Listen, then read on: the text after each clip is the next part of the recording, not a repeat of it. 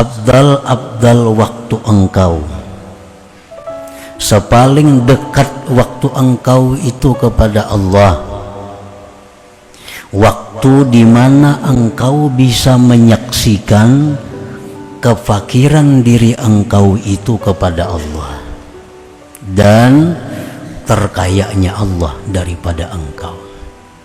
Itu waktu yang paling mulia. Nah, waktu yang paling afdal, waktu yang paling baik yang ada pada kita. Jadi bukan pada waktu sembahyang, waktu yang paling baik itu bukan waktu kita membaca Quran, bukan waktu kita membaca salawat, bukan waktu kita menuntut ilmu, tetapi waktu yang paling baik bagi kita itu adalah waktu di mana kita melihat diri kita ini berhajat kepada Allah. Waktu di mana kita melihat, menyaksikan, merasakan bahwa kita ini perlu berhajat kepada Allah dan Allah itu kada perlu kepada kita. Nah, itu waktu yang paling baik bagi seseorang. Nah, para muhibbin rahimakumullah, dan waktu di mana engkau dikembalikan kepada asal engkau, dengan bahwa engkau menjadi fakir yang dulunya kaya, au marita atau engkau sakit yang dulunya sihat, au uhinta atau engkau dihinakan dulunya dimuliakan, maka engkau menyaksikan pada waktu itu kehinaan engkau dan kemuliaan Allah Subhanahu wa ta'ala. Nah, jadi ini waktu yang paling dekat kita kepada Allah, waktu itu. Para muhibbin rahimakumullah. Jadi di sini ada dua. Ada orang yang dengan senang hati, tanpa disuruh, tanpa dipaksa, tetapi dia merasa bahwa dirinya itu adalah hina. Tanpa dipaksa, tanpa disuruh, dia merasa dirinya itu sangat berhajat kepada Allah. Walaupun orangnya kaya, kada jadi soal. Orangnya sihat, kada jadi soal. Orangnya dimuliakan orang, kada jadi soal. Walaupun dia punya harta, walaupun dia dimuliakan orang, walaupun dia sihat, tetapi hatinya tuh merasa bahwa dia itu sangat perlu kepada Allah Subhanahu wa ta'ala, bahwa dirinya ini sangat hina sebenarnya. Nah, ini orang yang dengan sukarela mendapatkan waktu yang mulia tadi. Ada orang yang dipaksa untuk mendapatkan waktu mulia ini. Nah, orang ini kaya. Nah, waktu dia kaya, dia kadang merasakan dirinya itu berhajat. Allah sayang dengan hambanya ini. Allah paksa. Lalu dia difakirkan oleh Allah. Dengan difakirkan itu, lalu dia sadar bahwa dia hina, bahwa dia fakir kepada Allah. Nah, ini orang terpaksa. Waktu dia sihat, dia lupa kepada Allah. Waktu dia sihat, dia merasa kada perlu pertolongan Allah. Allah sayang dengan hamba ini, disakitkan oleh Allah. Begitu dia sakit, sadar, oh ternyata aku perlu perlindungan Allah. Ternyata aku perlu anugerah Allah. Ada orang yang begitu dia dimuliakan, dihormati, dia lupa kepada Allah.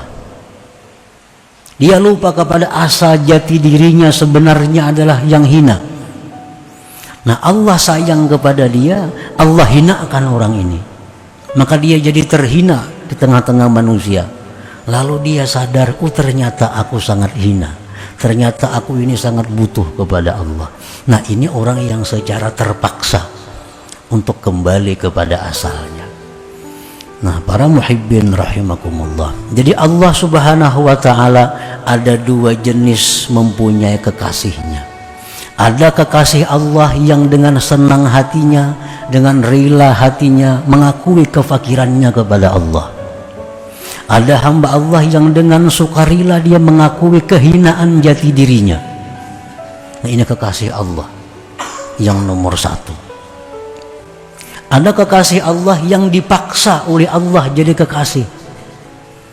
Nah, iya macam tadi, waktu dia kaya, dia kada sadar bahwa dia itu sebenarnya adalah fakir, tetapi dikayakan oleh Allah. Waktu dia sihat, dia kada sadar bahwa dia itu sakit kalau tidak disihatkan oleh Allah. Waktu dia mulia, dia kada sadar sebenarnya dia hina kalau tidak dimuliakan Allah. Nah, ini orang dipaksa oleh Allah untuk jadi kekasih Allah. Nah, para muhibbin rahimakumullah, tinggal kita yang memilih hendak jadi terpaksakah atau jadi yang sukarela. Kalau kita hendak jadi sukarela, jadi kekasih Allah, nah sebelum Allah mengembalikan kita kepada asal kita, kita sadar. Nah, kita sadar, jangan sampai ditarik Tuhan harta hanya sadar, jangan sampai. Jangan sampai ditarik Tuhan kesehatan hanya sadar, jangan. Jangan sampai ditarik Tuhan kemuliaan hanya sadar, jangan. Tapi di waktu kita kaya, di waktu sihat, di waktu mulia, kita sadar jati diri kita adalah sebenarnya hina, sebenarnya adalah perlu kepada Allah Subhanahu wa ta'ala. Nah, para muhibbin rahimakumullah, jadi itulah waktu yang paling dekat diri kita kepada Allah pada waktu itu. Waktu kita ini merasakan jati diri kita sebenarnya adalah kita ini orang yang lemah, orang yang hina, orang yang miskin, orang yang sakit. Nah, di waktu kita menyaksikan diri kita demikian, maka itulah kita mendapat pahala yang sangat besar dari Allah Subhanahu wa ta'ala, dan merupakan jalan yang paling cepat untuk menuju kepada keridhaan Allah Subhanahu wa ta'ala. Nah, jadi ini termasuk dalam bagian tafakkur. Tafakkur. Ada hadis yang mengatakan bahwa tafakkur lebih afdal dari ibadah setahun. Tafakkur lebih afdal dari ibadah 70 tahun. Nah, tafakkur, merenungi bahwa diriku ini sebenarnya adalah hina andai kata Allah kada memuliakan. Diriku ini sebagainya sakit andai kata Allah tidak memberi kesehatan. Diriku ini sebenarnya adalah hina jikalau Allah tidak memuliakan. Nah, tafakkur seperti itu paling berharga, paling dekat kita kepada Allah Subhanahu wa ta'ala. Nah, para muhibbin rahimakumullah, jadi waktu yang paling afdal itu bukan waktu sembahyang, bukan waktu sujud, bukan waktu salawat, kada. Ternyata waktu yang paling afdal waktu kita menyadari yang demikian itu. Wa innama yakunu dzalik khaira waqtik wa afdalahu wa aqrabahu ilallah li'annaka fi dzalikal waqti tasta'iddu likabuli nafahati rahmatillah wa madadihi wa hidayatihi wa taufiqihi wa aunihi. Kenapa?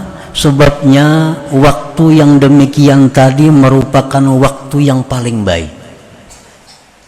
Kenapa? Sebabnya waktu yang demikian tadi waktu yang paling afdal.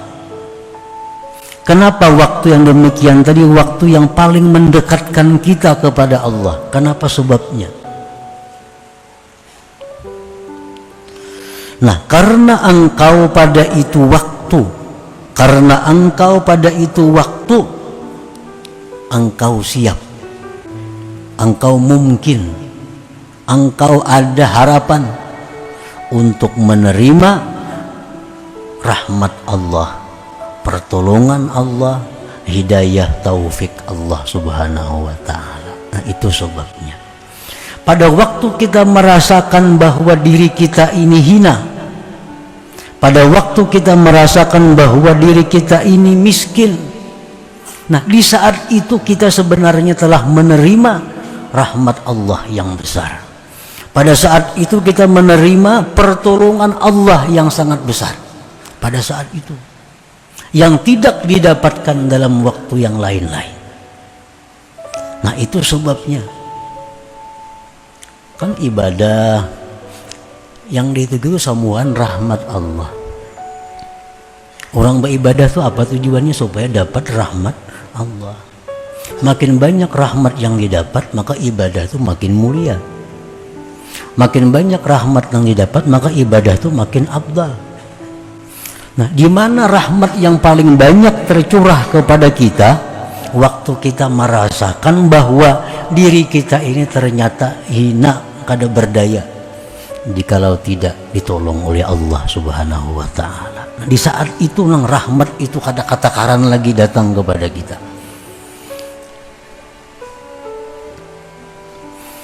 Qala Allah Ta'ala, firman Allah Ta'ala, innamas sadaqat lil fuqara.